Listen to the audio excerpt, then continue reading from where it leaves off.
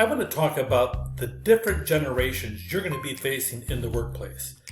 For the last 2 decades, we've been seeing 4 different generations, and it doesn't matter which generation is, but you'll see them all in the workplace. The skill sets are dramatically different. I'm a bit surprised as to how now they're integrating quite a bit. Pretty much right now, we're going to be having, if you look at them, you have the baby boomers, and a lot of them are just stepping off of the economy, but a lot of them were savaged by the recession that took place between 2009 and 2011, and they lost a huge amount of their planned retirement income.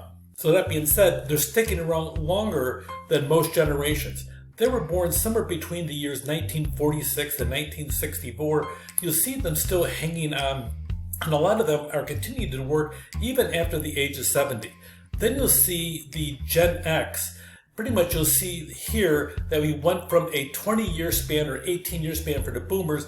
Now we're going into the, pretty much a sociologist claim that we have a 15-year generation. But you know what? It kind of varies. Somebody may be a boomer and have the traits over there and carry over to Gen X and so on. So you'll see a lot of overlap. These are not carved in stone. You are this, except for the fact generally you can have a couple of experiences in that process. The boomers, they experience great economic prosperity, job security, optimism. Gen X, a lot of the Gen Xers had parents, 2 parents that were working. They attended daycare, insecurity about job. Gen Y are the millennials, okay, and they were 1980, about the 1995. They had indulgent parents. They don't remember a time without the internet. I mean, seriously, that's huge, okay, and they have a constant that life is inconsistent. That's their experience. And now we have really the Gen Z.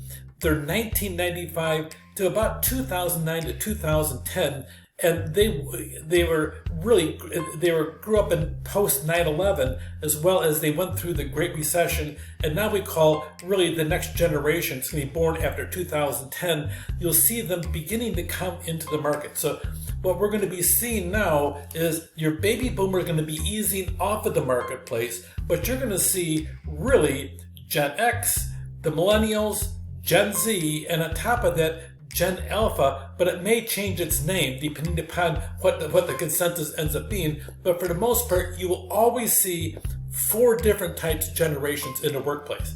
That said, as a manager, you have to be savvy in the aspect of how to treat them, because each one of them has a different culture. Even if they're actually grown up on the same street as their previous generation, you'll see cultural differences based upon them. Let me deal here with Gen X in the workplace. They want economic security, but focus on career security rather than job security. There will be a lot of job hopping between them by the time you're all there, and go back to that Department of Labor study that says we're looking at anywhere from 3 times the amount of the boomers who were really 8 to 12 jobs by the age of 40. You're looking at there's a high probability of 15 to 20 jobs by the age of 40. A lot of good motivators as managers, they're due with emphasis on results rather than the number of hours put on the job. We'll see that. We're going to see a lot of different changes in the aspect of what are the demands of the workplace. A lot of employees prefer working from home. A lot of employers have realized that is not the best model. So we're looking at a lot of blending in the aspect of employers saying, you need to be here 5 days a week to 3 days a week, and you can work from 2 or vice versa. But I think we're going to see a lot of those jobs that you can work just at home.